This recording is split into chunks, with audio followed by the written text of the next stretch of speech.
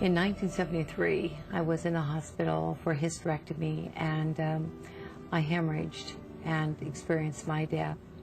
It was during that time that I experienced the other side. Some people call it heaven, and I refer to it as heaven because it was so heavenly and beautiful.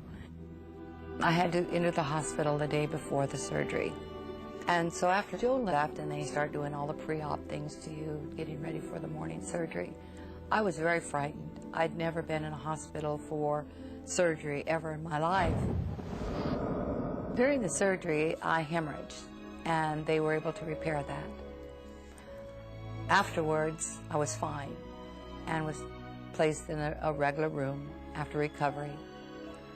During the evening, I hemorrhaged again, but it was at a time when the nurses were not in the room.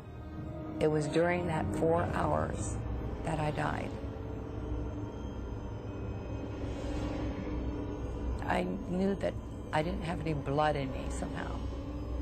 And I was very frightened. I looked at the clock. It was almost 9:30. And then I felt my body just closing in. And then there was this strange sensation in my chest. Well, I didn't know what it was, but I felt this strangeness in my chest. And then all of a sudden, there was a pop, and I was out. It was almost as though some gigantic magnet was over my body and just pulled me out. And I rose up to the ceiling. Then I flipped around to look back down, and I could see this body laying there. And at first, I didn't know that the body was mine. And I came down close to take a look. And I thought, oh my God, I'm dead.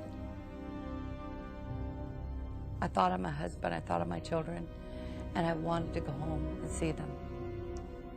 And as I thought of that, I looked around to try to find an exit. I saw the window and I thought, okay, I'll go there. So I went through the window, traveled home, went right on in the house, and there was my husband sitting in a chair, his feet propped up, reading the newspaper, and my kids were running up and down the stairs, tossing pillows and playing around. And I looked at the clock, and it was 9:45. I thought, I made him promise that he'd put the kids to bed, and he didn't do it.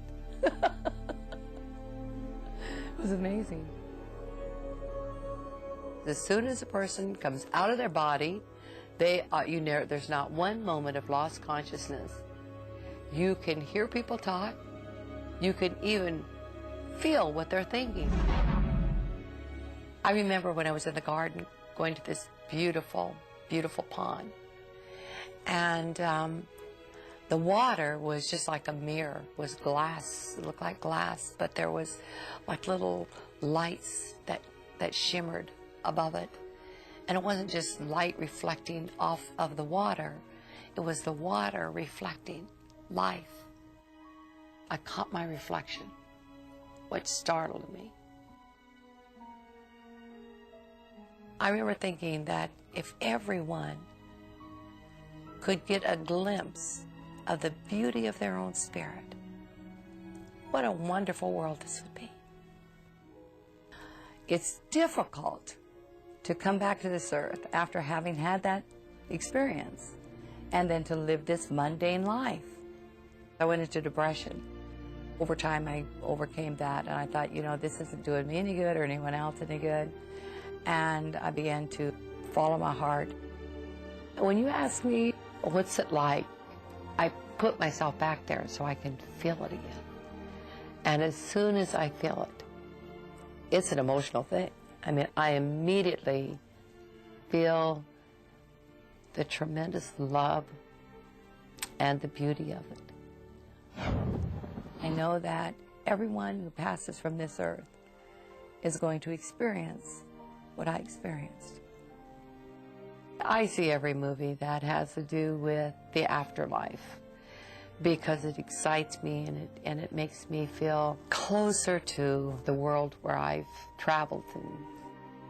I'm so excited that near-death experiences are handled in a very sensitive and interesting way in this movie.